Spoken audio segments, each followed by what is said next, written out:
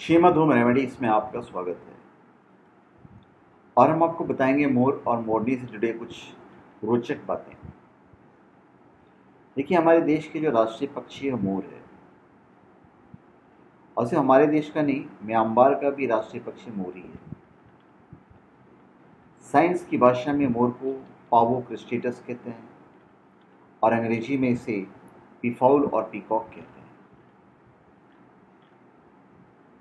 क्या आपको पता है कि मोर को राष्ट्रीय पक्षी क्यों माना गया है? खूबसूरत रंग बिरंगे पक्षी मोर को राष्ट्रीय पक्षी इसलिए बनाया गया है क्योंकि पहले यह भारत में ही पाया जाता था। राष्ट्रीय पक्षी के लिए पहले सारस, हंस, ब्राह्मणी, काइट के नामों पर भी विचार किया गया, लेकिन मोर को चुना गया। इसके पीछे कई वजह मानी जाती है। नेशनल बर्ड सिलेक्शन के लिए 1960 में तमिलनाडु राज्य के उदागमंडलम अभी उटाकामुंड के नाम से जाना जाता है। उदागमंडलम में एक मीटिंग हुई थी। मीटिंग के गाइडलाइंस के अनुसार देश के हर हिस्से में पाए जाने वाले पक्षी को नेशनल बर्ड के लिए चुनना जरूरी है। इसके अलावा आम आदमी उस पक्षी को जानता भी हो और वो भारतीय संस्कृति का हिस्सा भी हो। तो इन सब बातों पर मोर ही खरा उतरा। कुछ दिनों के बाद 26 जनवरी 1963 को मोर को राष्ट्रीय पक्षी घोषित कर दिया गया। ये हिंदू धर्म में ही मान्य है। मोर शिष्टता और सुंदरता का प्रतीक है। मोर पंख को मुकुट और सिंहासनों पर लगाया जाता है। मोर पंख में स्याही भरकर लिखने वाले कवियों ने इसकी महत्ता को बताया है। मोर हिंदू धर्म में खास तौर पर मान्य है। भगवान कृष्ण मोर पंख को माथे पर धारण करते थे। इसके अलावा शिव पुत्र कार्तिकेय का वाहन भी मोर है।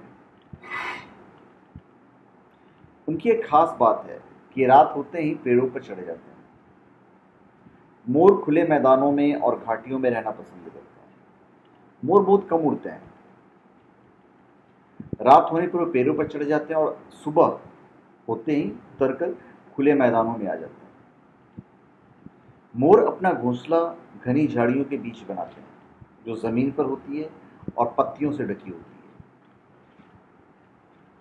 मोर का अपना कुनबा होता है। एक मोर के कुनबे में 4 से 5 मोरनियां होती हैं। इतनी मोरनियां एक साल में 20 से 25 अंडे देती है। मोरनियों को आकर्षित करने के लिए मोर धीमे धीमे नृत्य करते हैं। खासकर बरसात के मौसम में मोर सबसे ज्यादा खुश नजर आते हैं। मोर के नृत्य से प्रभावित होकर मादा मोर नर मोर की तरफ खींची चली आती है। देश में सबसे ज्यादा मोर मोरनियां राजस्थान, हरियाणा, पंजाब, तमिलनाडु, गुजरात और बंगाल में पाए जाते हैं। आपको पता है, अशोक और शाहजहां के जमाने में भी मोरों की अपनी एक अहमियत थी। सम्राट अशोक के जमाने में मोर को महत्व हासिल था। चंद्रगुप्त मौर्य के राज में प्रचलित सिक्कों की मुद्रा पर एक तरफ मोर का चित्र छपा होता था। मुगल बादशाह शाहजहां मोरकी नुमा तख्त पर बैठता था। हीरे मोतियों से जड़े उस सिंहासन को तख्त ताऊस कहा जाता है।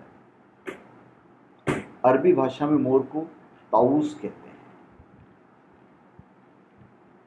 कभी आपने सोचा कि मोर खाते क्या है?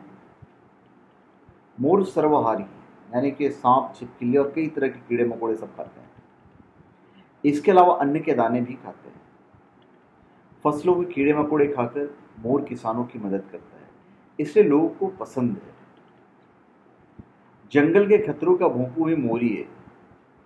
शेर, बाघ, चीता जब शिकार के लिए निकलते हैं तो मोर चिल्लाने लगता है। मोर का नृत्य फेमस है। वो समूह में धीमी गति से नृत्य करता है। मोर का शिकार भारत में पूरी तरह से बैन है। इसे भारतीय वन्य जीवन अधिनियम 1972 के तहत संरक्षित किया गया है। एक्चुअली में मूल रूप से जो मोर है वो भारत का ही पक्षी है। सबसे पहले सिकंदर मोरों को भारत से यूनान ले गया था। उसके बाद से दुनिया भर के कई देश में इसकी अलग अलग प्रजातियां हो गई। आज भी मोरों की सबसे सुंदर प्रजातियां हमारे हिंदुस्तान में हैं, हमारे भारत में।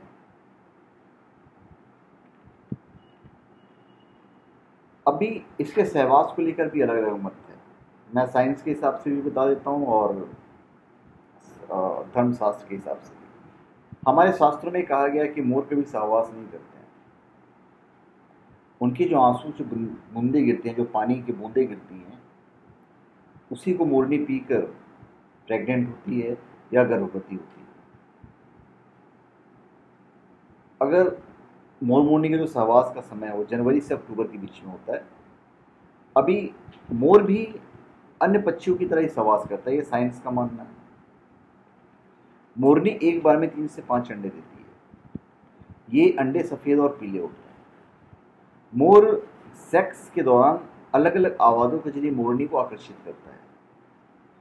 अमेरिकन नेचुरलिस्ट की रिसर्च में छपी रिपोर्ट के मुताबिक बायोलॉजिस्ट ने नर पक्षी की आवाज़ रिकॉर्ड की।